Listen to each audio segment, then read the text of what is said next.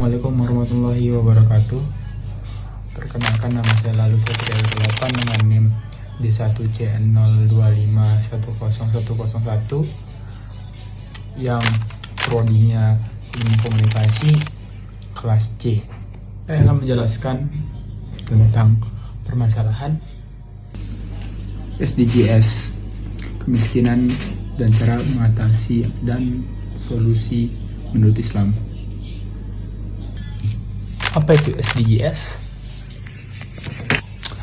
SDGs atau Sustainable Development Goals yaitu tujuan pembangunan berkelanjutan, program global yang dibuat oleh Perserikatan Bangsa-Bangsa atau sering disingkat PBB. SDGs memiliki 17 tujuan utama dan salah satunya adalah menghapus kemiskinan di seluruh dunia. Tujuannya itu menciptakan kehidupan layak bagi semua orang agar tiap manusia memenuhi kebutuhan dasar seperti makanan, tempat tinggal, pendidikan, kesehatan, dan masih banyak lagi.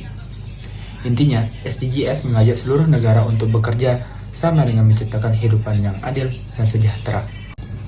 Yang kedua, permasalahan kemiskinan di dunia dan di Indonesia. Kemiskinan masih menjadi masalah serius di berbagai negara termasuk Indonesia. Banyak masyarakat belum memiliki pekerjaan tetap dan penghasilan yang cukup untuk memenuhi kebutuhan hidup sehari-hariannya. Kesenjangan ekonomi juga masih besar. Sebagian orang hidup berkecukupan bahkan berlebihan. Sementara sebagian lain kekurangan untuk makanan atau tempat tinggal.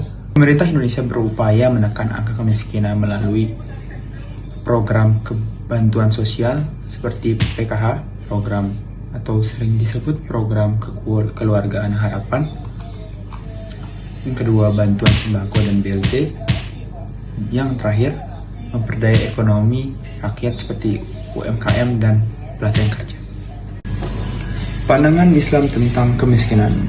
Dalam pandangan Islam, kemiskinan bukanlah sebuah aib atau hinaan, tetapi sebuah ujian hidup yang perlu diselesaikan dengan kebersamaan dan kepedulian sosial. Islam mengajarkan bahwa setiap muslim memiliki tanggung jawab sosial untuk membantu saudaranya yang membutuhkan.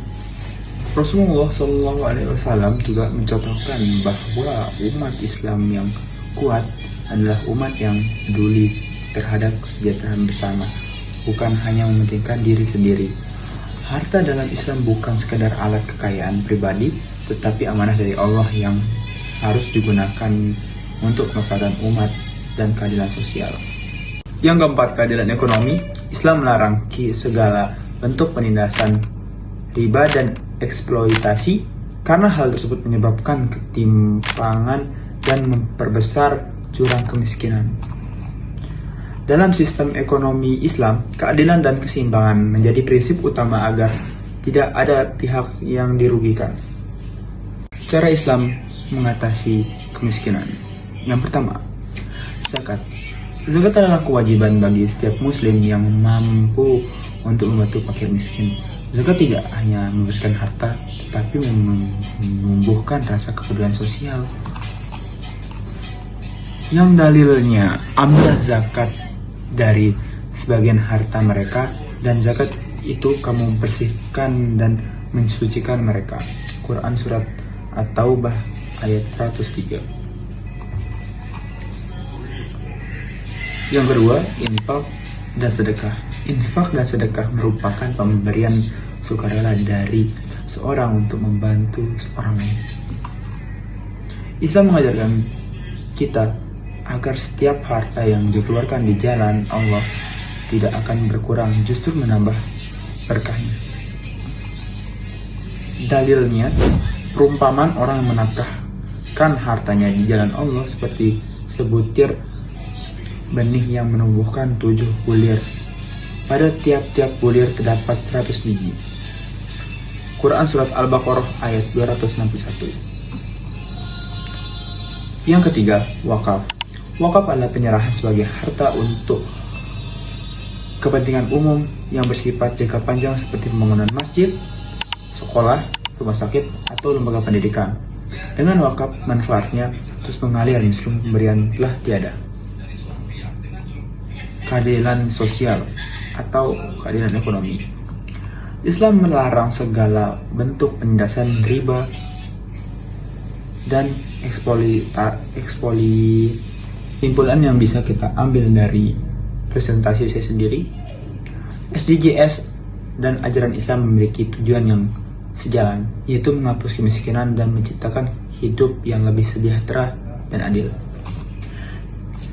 Islam memberikan solusi yang sangat konkret melalui zakat, infak, sedekah, wakaf, dan sistem ekonomi yang adil. Jika umat Islam benar-benar melaksanakan ajaran tersebut dengan sungguh-sungguh, maka kemiskinan dapat berkurang secara signifikan. Oleh karena itu, penting bagi kehidupan atau kita semua untuk tidak hanya peduli pada diri sendiri, tetapi juga berkontribusi dalam membantu sesama agar terwujudnya masyarakat makmur dan diridhoi Allah Subhanahu wa taala. Baik, sekian dari presentasi saya, kurang lebihnya mohon maaf. Wabillahi taufiq wal hidayah. Wassalamualaikum warahmatullahi wabarakatuh. Ciao.